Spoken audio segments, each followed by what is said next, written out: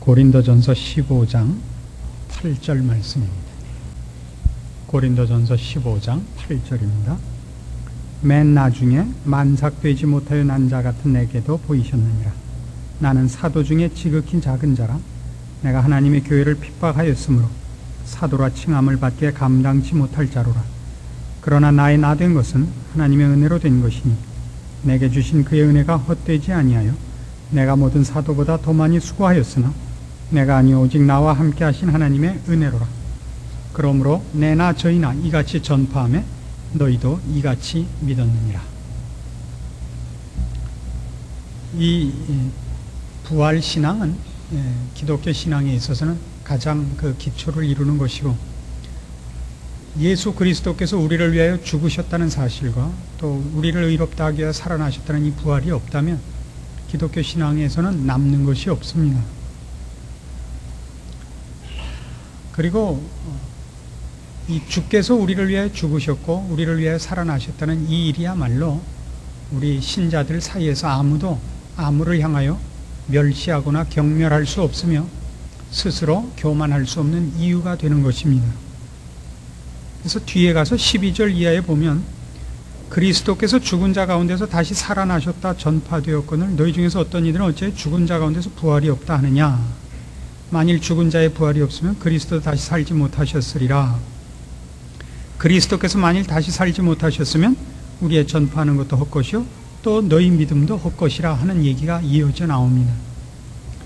그러나 그리로 가기 전에 이제 잠깐 오늘 8절에서 11절에 있는 말씀 속에서 하나 짚고 넘어갈 오늘의 말씀의 내용은 이겁니다.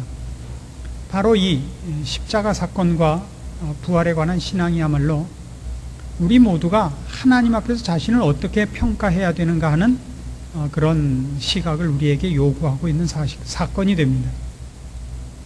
신자가 겸손한 것은 그가 자랑할 수 있으나 사양하는 그런 것이 아닙니다. 신자들은 진심으로 겸손할 수밖에 없는 것입니다.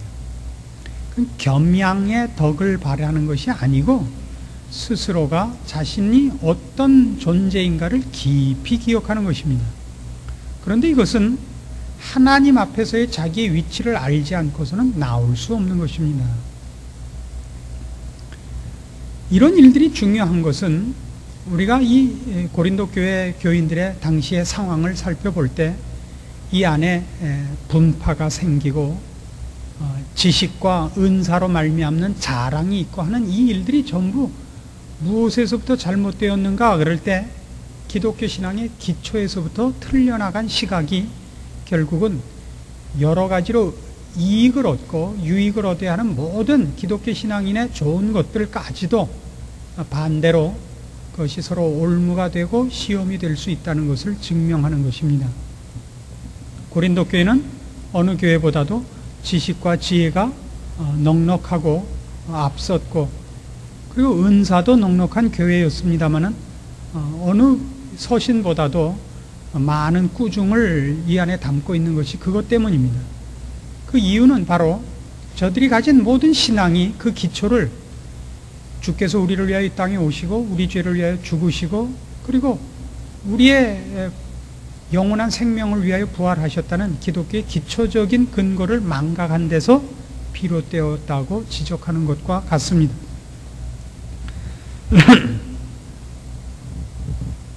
십자가 앞에 섰을 때 바울은 자신이 아무리 하나님 앞에서 많은 일을 했고 능력을 부여받고 있고 높은 어떤 사명을 받고 있다 할지라도 그는 자신을 만삭되어 나지 못한 자라 이렇게밖에는 자신을 표현할 수 없는 것을 발견합니다.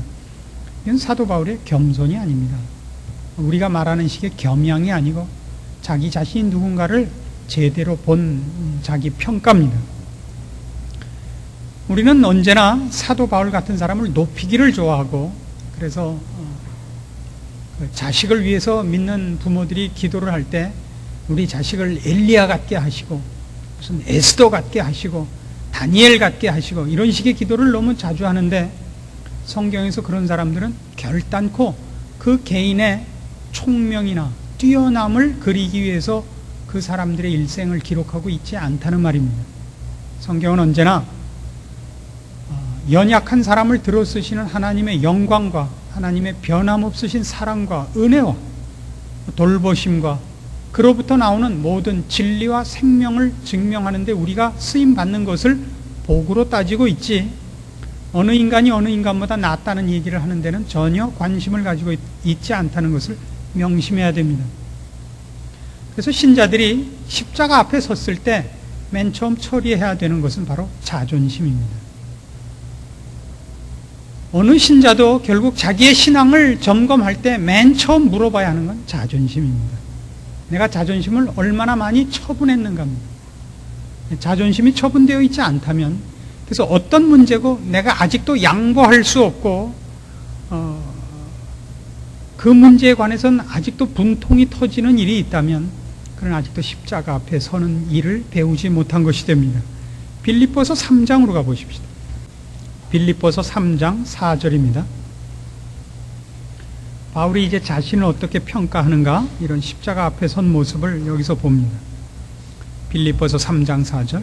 그러나 나도 육체를 신뢰할 만하니 만일 누구든지 다른 이가 육체를 신뢰할 것이 있는 줄로 생각하면 나는 더욱 그러하리니 내가 8일 만에 할례를 받고 이스라엘의 족속이요 베냐민의 지파요 히브리인 중에 히브리인이요 율법으로는 바리새인이요 열심으로는 교회를 핍박하고 율법의 의로는 흠이 없는 자로라. 그러나 무엇이든지 내게 유익하던 것을 내가 그리스도를 위하여 다 해로 여길 뿐더러 또한 모든 것을 해로 여김은 내 주 그리스도 예수를 아는 지식이 가장 고상함은 이남이라. 내가 그를 위하여 모든 것을 잃어버리고 배설물로 여김은 그리스도를 얻고 그 안에서 발견되려 함이니 내가 가지는 이는 율법에서 난 것이 아니요 오직 그리스도를 믿음으로 말미암은 것이니 곧 믿음으로 하나님께로서 나느니라. 내가 그리스도와 그 부활의 권능과 그 고난에 참여함을 알려하여 그의 죽으심을 본받아 어찌하든지 죽은 자 가운데서 부활에 이르려 하노라. 이 고백들은 사실 깊이 음미할 필요가 있습니다. 부활의 권능에 이르는 길은 그의 고난에 참여하지 않고는 일어나지 않습니다.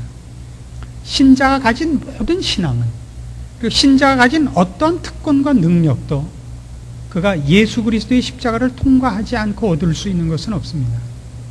그리고 예수 그리스도의 십자가를 통과해서 얻은 것이라면 그는 예수 그리스도가 그를 대신해서 죽어야만 했던 사람인 것입니다. 우리는 모두 죽은 자 가운데서 부활에 이릅니다.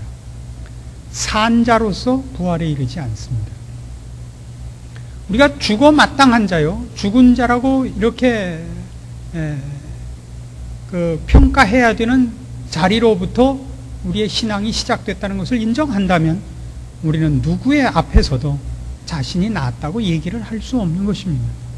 그래서 기독교인의 신앙의 큰 특징 중에 하나가 그래서 겸손이 될 수밖에 없는 것입니다.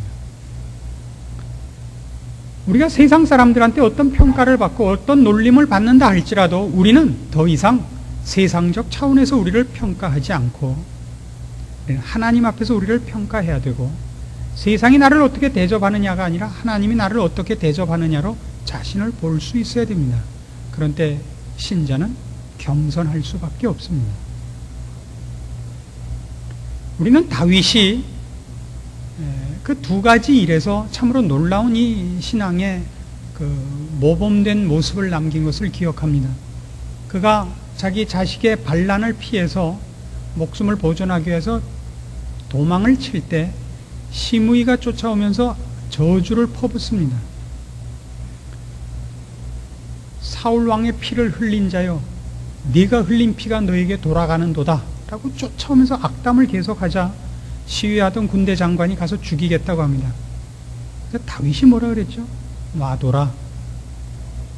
이 일은 다른 세력과 다른 인간이 나를 핍박하는 것이 아니라 하나님이 나를 곤경에 처하려고 이 일을 시킨 것이니, 저런 억울한 일을 내가 당하는 것을 내가 순히 받으면 하나님이 혹 나를 불쌍히 여기실 줄 누가 알겠느냐. 이건 참으로 중요한 신앙 고백 아닙니까? 다윗이 이 인생을 살면서 당하는 모든 일들 속에 하나님의 손길과 간섭과, 그리고 자기가 어떤 일을 당하든지 그 일을 어떻게 대응하느냐를 하나님이 보고 있다는 것을 기억하는 것입니다. 시므이에게 욕먹을 일은 없지만 그 일을 순하게 받음으로 하나님이 그를 불쌍히 여길 것이라고 생각했다는 건 대단한 신앙적인 안목 아닙니까? 우리는 우리가 잘못한 일에 대해서 비난을 당하는 것은 분통이 터져도 참을 수밖에 없습니다. 그러나 내가 잘못하지 않은 일을 억울하게 공격을 당하면 우리는 아무도 참지 않습니다. 자기가 그 일에 대하여 잘못이 없고 억울하다는 것을 하나님을 불러서라도 증명을 하고 그래서 그 억울함을 풀어주기를 간구하는 법입니다. 다윗은 그렇게 하지 않았습니다. 하나님은 알고 계십니다. 하나님이 그런 수치를 당하게 할진데 그는 당해야 하고 그 하나님께서 그런 수치를 당하게 할 때 사실은 하나님이 하시지 않은 일에 악한 무리가 수치를 더할 수 있습니다. 다윗이 그걸 왜 참았다고요? 이걸 보고 하나님이 나를 불쌍히 여기실 것이라. 그런 신앙을 가져보신 적 있습니까? 또 한 번은 다윗이 밧세바와의 사이에서 난 아들이 이제 죽게 됐습니다. 하나님이 쳐서 죽였죠. 거반 죽게 된 것을 알고 다윗이 식음을 전폐하고 가서 매달려서 기도를 했습니다. 하나님 이 아이를 살려주십시오. 때가 죽었죠. 신하들이 와서 보고를 못합니다. 그러나 신하들이 밖에 와서 웅성거리고 하는 표정을 보고 다윗이 눈치를 챘죠. 내 아이가 죽었느냐? 예, 죽었습니다. 그러자 뭐라 그랬습니까? 밥상을 차려라. 배고프다. 밥을 먹었죠. 신하들이 다 놀랐습니다. 여태껏 아이가 살아있을 때도 죽을까봐 전전긍긍하시며 들어가 식음을 전폐하고 기도하신 왕께서 죽었다는 소식을 듣고 어떻게 밥을 먹습니까? 살아있을 때야 혹시 하나님이 불쌍히 여기실까, 혹 마음을 바꿔주실까 하고 내가 매달렸지만 이제 결정이 난 마당에서야 내가 더 뭘 징징거리겠느냐. 밥이나 먹어야지. 대단한 신앙인 것입니다. 이런 모든 것은 무엇 때문에 생긴 것이죠? 다윗은 철저하게 이제 하나님 눈앞에만 서 있는 것입니다. 사람 눈앞에 서 있지 않는 것입니다. 이런 것이 다 어디서 나오죠? 다윗은 구약의 인물이지만 인간이 어떤 존재라는 것을 깨닫습니다. 시편 40편이나 시편 51편이나 이런 그 다윗의 기도를 볼 때 그가 이미 예수 그리스도로 말미암는 구원을 구약에서 깨닫고 있는 것을 발견합니다. 우리 스스로 우리를 구원할 수 없는 죄인이라는 것을 압니다. 오직 하나님의 은혜와 긍휼을 밖에는 우리가 바라볼 것이 없는 줄을 압니다. 그래서 그런 신앙을 소유하게 됐습니다. 우리 모두는 다윗보다 더 많은 것을 본 사람들입니다.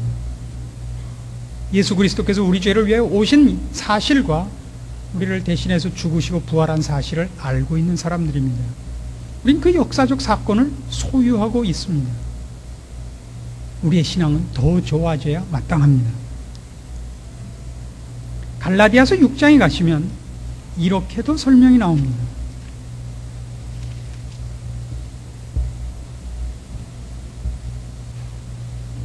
갈라디아서 6장 12절 말씀 보십시다.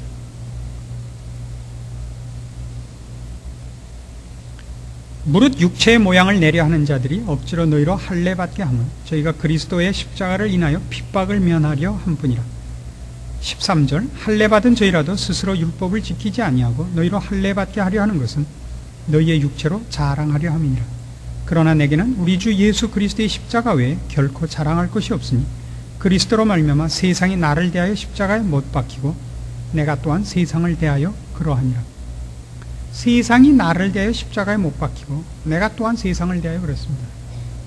십자가라는 이 앞에서 내가 세상을 볼 때 십자가를 통해서 보고 세상도 십자가를 통해서만 나를 봐야 됩니다. 세상은 십자가를 관통할 능력이 없습니다. 그래서 세상 사람들은 신자들을 제대로 평가하지 못합니다. 세상 사람들이 나를 왜 그렇게 평가하는가를 십자가를 통해서 우리는 이해를 합니다. 나는 십자가를 통과해 온 자지만 저들은 십자가를 통과할 안목을 갖고 있지 못합니다. 불신자들이 신자들을 가리켜 조롱하고 모욕하고 손가락질하고 놀리는 것은 당연합니다. 그들은 하나님을 모르고 그들은 자신을 모릅니다. 우리를 그들이 알 리가 없습니다. 그러나 우리는 압니다. 우리는 십자가를 통과한 자들입니다. 우리는 세상을 압니다. 세상의 자랑과 세상의 말들이 얼마나 헛되고 무지한 것인가를 압니다. 그러나 결국 우리 신앙인들이 그 신앙생활을 하면서 가장 크게 흔들리는 건 뭐냐면 결국 하나님의 평가가 아니라 세상의 평가입니다. 세상이 나를 어떻게 보느냐로 우리는 화가 나기도 했다가 기뻐하기도 했다가 자만하기도 했다가 그러는 것 아닙니까? 우리가 하나님 앞에서 자기가 누구인지를 모르고 세상을 내가 어떻게 대해야 되는지를 모릅니다. 그래서 교회 안에서도 결국은 무슨 싸움이 제일 먼저 일어나냐면 신앙의 싸움이 일어나는 것이 아니라 신앙이라는 용어를 빌려서 세상적인 자존심 싸움으로 언제나 싸움은 이어지는 법입니다.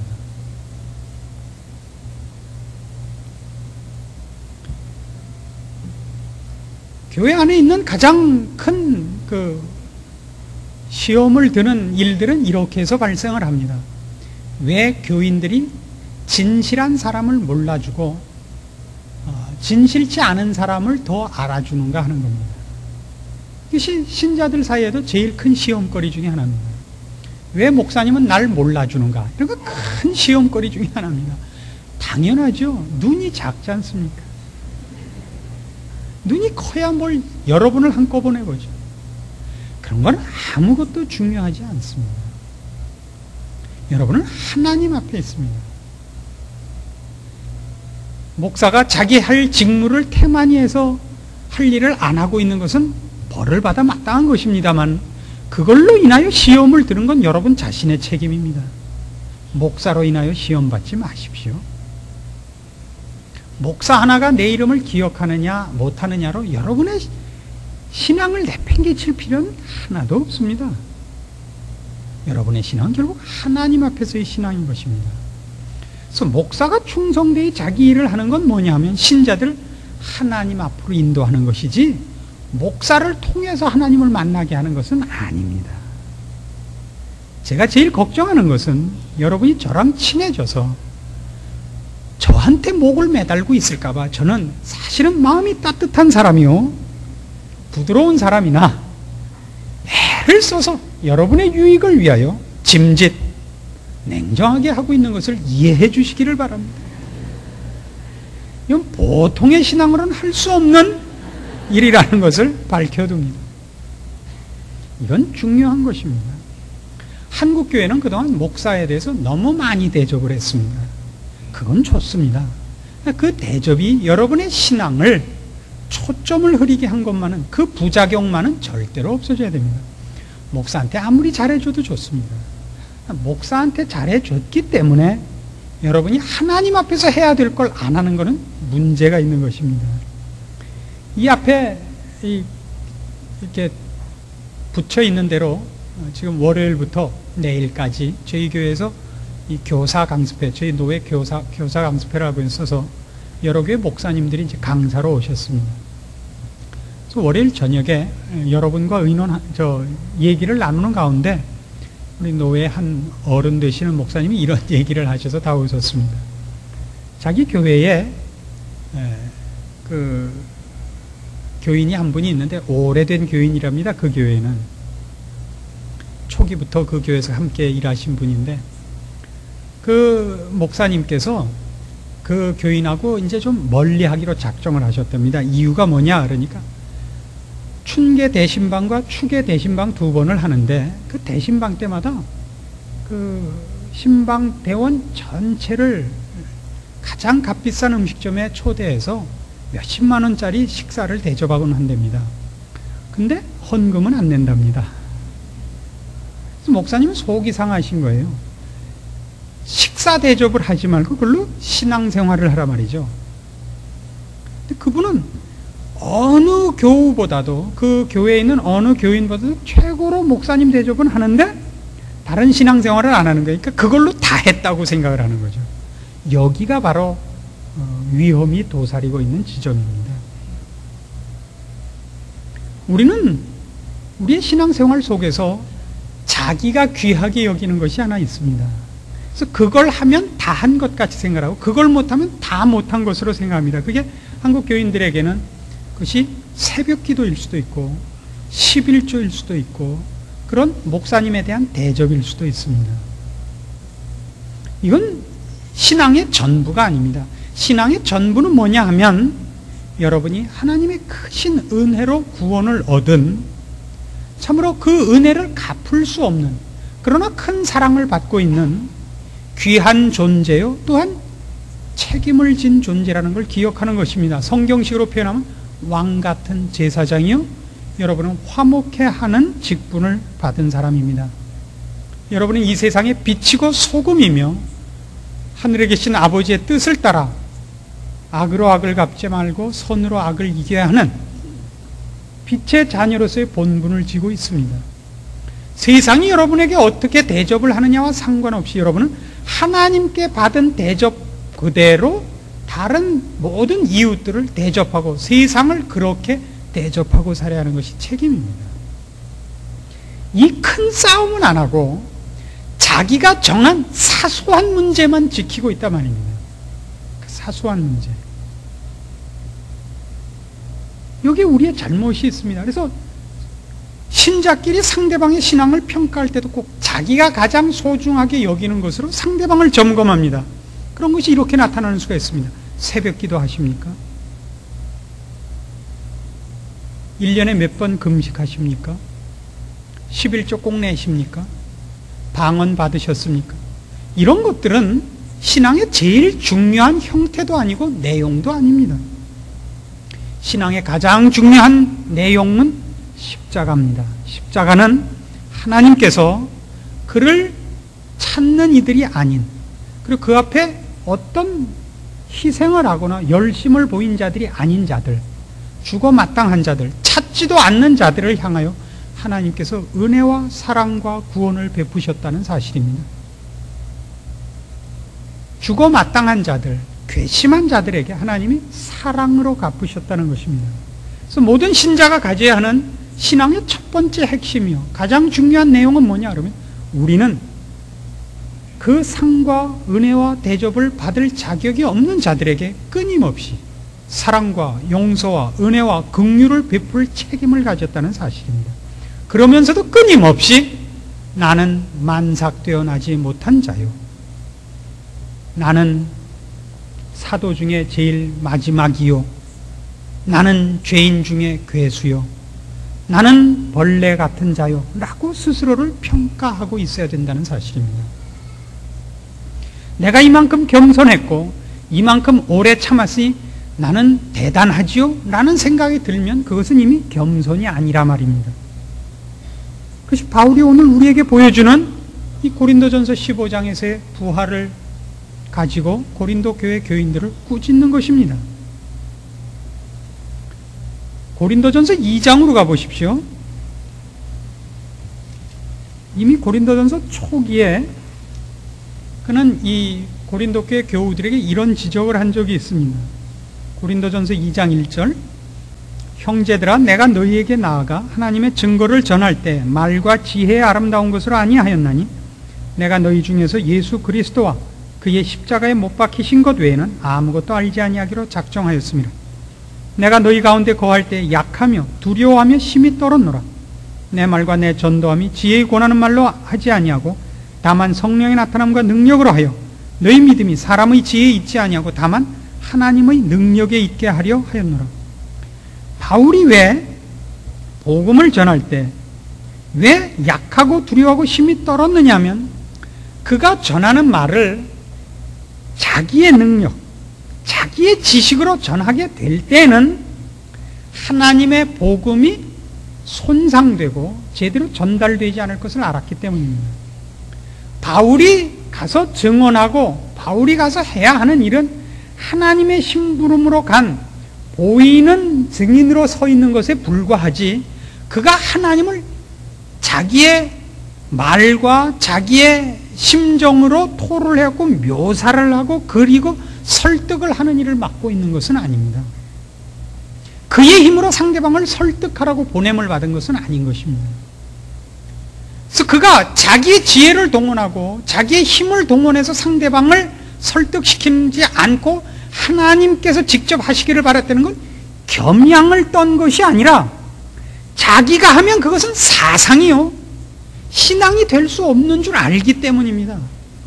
하나님이 글을 쓰시기를 바라고 하나님이 글을 쓰지 않아서 하나님께서 그에게 말씀을 주시고 성령의 사역으로 그의 심령을 건들지 않아서 오직 자기 혼자 떠드는 말이 하나님이 사용하시는 손이요 발이요 마음이 안 되고 그냥 인간의 말로만 되면 어떡할까 하고 하나님이 보내셨으니 하나님이 나를 통하여 일하셔야 될 텐데 라는 간절함 속에서 그가 떨고 그가 겸손하고 그가 두려워하고 있는 것이지 그가 겸양지덕을 발휘하고 있는 것은 아니라 말입니다.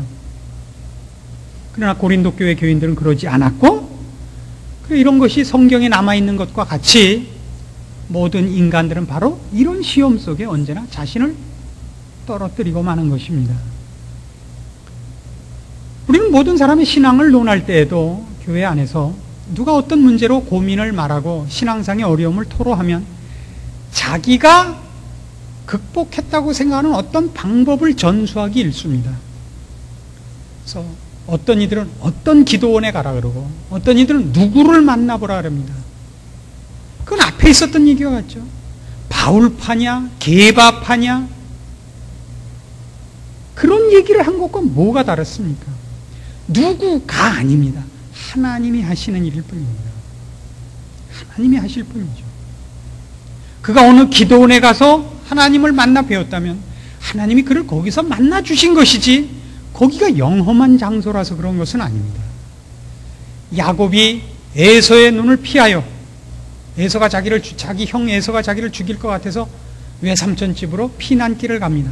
그러다 한 곳에 이르러서 고단하여 돌을 벽에 하고 잡니다. 밤에 꿈을 꾸는데 사닥다리가 있고 천사들이 오르락내리락하고 그 위에 하나님의 사자가 선 것을 봅니다. 하나님을 만나죠. 그리고 이런 약속을 받습니다. 나는 너희 하나님, 아브라함의 하나님, 이삭의 하나님이라. 내가 너로 큰 민족을 이루게 하고 너와 네 자손을 땅에 티끌같이 많게 할 것이라 하는 아브라함에게 줬던 약속을 다시 합니다. 그리고 그에게 복을 약속하십니다. 그리고 네가 어디로 가든지 내가 너와 항상 함께 있을 것이요 너를 이끌어 이 땅에 다시 돌아오게 할 것이라. 내가 네게 약속한 것을 다 이루기까지 너를 떠나지 아니하리라. 그리고 잠을 깹니다. 그리고 야곱이 놀라죠. 내가 몰랐다. 여기는 하나님의 집이라. 그래서 그곳 이름을 베델이라고 합니다. 그 단을 쌓고 그 기름을 부어 거룩하게 하고 약속을 합니다. 내가 이제 꼭 11조를 하나님 앞에 바칠 것이요 내가 돌아와 여기에 단을 쌓겠습니다. 근데 잘 보십시오. 베델은 하나님의 집입니다. 하나님의 집, 하나님이 거하시는 것입니다. 근데 하나님이 거하는 곳에 야곱이 지금 간 것이 아니라 야곱이 있는 곳에 하나님이 찾아와 거처를 삼으신 것이 베델이 되지 않았습니까? 다르죠. 하나님께서 어느 영혼을 불쌍히 여기시고 그에게 찾아 그와 함께 있기로 작정하여 하나님의 집이 만들어지고 있지 않습니까? 우리는 왜? 우리가 만들어놓은 어떤 장소에 들어가고 우리가 만들어놓은 어떤 방법을 행함으로써 내가 남보다 우월하다는 것을 증명하려고 무엇을 특별하게 만드는 그런 오류를 범하곤 합니까? 우리는 다 십자가를 통과한 것을 잊고 있기 때문입니다. 우리는 다 그릇 행하고 하나님을 찾을 줄 모르고 자기가 죄인인 줄을 알지 못할 때 하나님이 크신 은혜와 사랑으로 나를 불쌍히 여기사 찾아온 것을 놓치고 있는 것입니다. 다 우리는 내가 하나님을 찾아간 것 같고 내가 하나님을 부른 것 같고 내가 괜찮아서 다른 사람보다 하나님이 나를 특별히 대접을 해줬다고 생각하기 때문에 신자가 되어서도 끊임없이 그 자랑과 자존심을 떨쳐버리지 못하는 것입니다. 만삭되어 나지 못한 자 같다.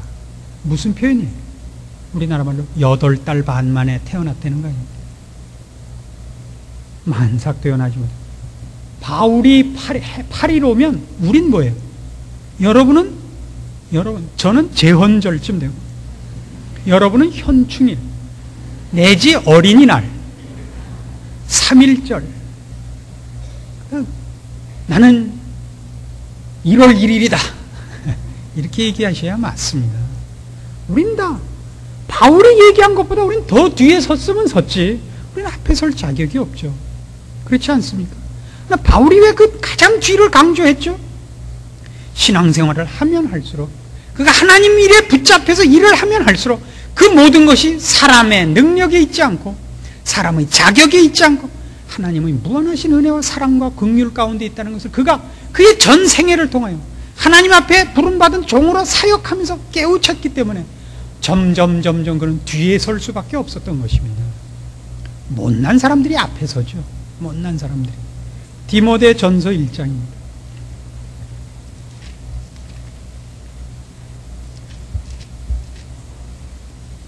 신약성경 337페이지 디모데 전서 1장 12절입니다. 나를 능하게 하신 그리스도 예수 우리 주께 내가 감사함은 나를 충성되이 여겨 내게 직분을 맡기시니 내가 전에는 회방자요 핍박자요 포행자였으나 도리어 긍휼을 입은 것은 내가 믿지 아니할 때 알지 못하고 행하였습니다. 우리 주의 은혜가 그리스도 예수 안에 있는 믿음과 사랑과 함께 넘치도록 풍성하였도다. 믿보다 모든 사람이 받을 만한 이 말이요 그리스도 예수께서 죄인을 구원하시려고 세상에 임하셨다 하였도다. 죄인 중에 내가 괴순이라. 그러나 내가 긍휼을 입은 까닭은 예수 그리스도께서 내게 먼저 일체 오래 참으심을 보이사 후에 주를 믿어 영생 얻는 자들에게 본이 되게 하려 하심이니라. 여러 번 제가 이 구절을 인용했습니다. 바울은 스스로를 능력 있는 종이라고 생각한 적이 없는 것입니다. 그는 실제로 자신을 그렇게 평가하고 하나님 앞에서 자신의 위치를 분명히 알고 있습니다. 자신은 만삭되어나지 못한 자인 것을 확인하고 있습니다. 그는 죄인 중에 괴수인 것을 진심으로 인정하고 있습니다. 그는 결단코 능력이 많아서 사도로 뽑히지 않았다는 것을 알고 그가 다른 사도보다 더 능력이 있다든가 다른 사람보다 더 나아서 하나님이 그를 불렀다고 생각하지 않고 있습니다. 언젠가 제가 예를 든 것처럼 제가 자라난 교회에서 성가대에 들기를 제가 그렇게 원했지만 저는 음악성이 없어서 오디션에 합격을 할 수가 없었습니다. 근데 그때 지휘자 선생님이 저를 합격을 시켜주셔서 저는 그렇게 고마울 수가 없었습니다. 그리고 내가 생각보다 꽤 괜찮게 하는가 보다 생각을 했죠. 어느 날 그 담임 목사님이 광고 시간에 이렇게 얘기를 했습니다. 성가대에 제발 좀 여러분이 신청을 해 주시기 바랍니다. 이게 뭐 어렵다는 소문이 있어서 이렇게 많이들 안 나오는데 저기서 있는 저 박군을 보시오. 저 사람도 하고 있지 않습니까? 그때 이제 제가 알아챘죠. 야, 이거 순전히 나는 이걸 위해서 임명을 받았구나 하는 걸 알았습니다. 그때 사람들이 뭐라고 생각했겠어요? 그 전에 모르고 봤을 때는 야, 저 박군이 상당히 생각보다 잘하는 모양이다 이렇게 생각을 했겠죠. 그 말을 듣고 나서 이제 뭐라고 생각했어요? 아, 성가대는 음악성만으로 쓰는 것은 아니구나 이런 생각을 하지 않았겠어요? 사도 바울의 얘기가 그겁니다. 나는 능력이 있어서 사도가 된 것이 아니다. 나는 그 누구보다도 못난 자였다. 내가 구원 얻은 것을 봐라. 너희는 나보다 낫지 않느냐. 그것 때문에 하나님이 자신을 구원했고 자신을 사도로까지 썼다는 겁니다. 구원만 해주신 것이 아니라 가장 귀한 일을 맡기더라. 아니 저런 바보가 저런 큰 일을 맡긴다면 나 같은 사람이 가면 얼마나 더 후하게 대접할 것인가. 그걸 위하여 분명해요. 16절 그러나 내가 긍휼을 입은 까닭은 예수 그리스도께서 내게 먼저 일체 오래 참으심을 보이사 후에 주를 믿어 영생 얻는 자들에게 본이 되게 하려 하심이니라. 그러니까 사도 바울은 어떤 본으로 서 있는 게 못난이죠. 못난이의 본으로 서 있는 겁니다. 못난이로. 그래서 이 사도 바울의 고백은 어디로 꼭 가야 되냐면 이 끝절로 가지 않으면 안 돼요. 17절 만세왕 곧 썩지 아니하고 보이지 아니하고 홀로 하나이신 하나님께 존귀와 영광이 세세토록 있어지이다. 아멘. 일로 가야만 되는 겁니다. 그의 존재와 그의 생활과 신자라는 이름으로 고백하는 모든 것이 결국 어디를 향하여 가는 거예요? 내가 내 입술로 하나님을 높여서 내가 얼마나 신앙이 좋은가를 증명하는 대로 가지 마시고 그렇게 하나님을 그렇게 끌어다 붙여서 자신의 치장으로 쓰지 마시고 그의 존재와 그의 생활과 그의 됨됨이를 통하여 하나님께만 여기 있는 그대로예요. 만세왕 곧 썩지 아니하고 보이지 아니하고 홀로 하나이신 하나님께 존귀와 영광이 세세토록 있어지이다. 이렇게 모두가 증인으로 선자나 그를 본 모두가 하나님의 은혜, 하나님의 사랑, 하나님의 영광, 하나님의 복되심으로 모든 시선이 몰리게 돼야 맞다 말입니다. 거기에 나는 뭐야? 라는 생각이나 그런 언사가 나오면 그건 완전히 꽝인 것입니다. 알아들으신다. 나라는 존재, 난 뭐야? 뭐긴 뭐예요? 이순신 장군이지. 국제극장 프로가 뭔가 째려보는 이순신 장군이지. 뭐긴 뭐예요? 여러분이 뭐 특별한 사람이려고 그러세요? 신앙이 뭔데? 하나님의 사랑을 받았으면 됐죠. 숨어 계세요.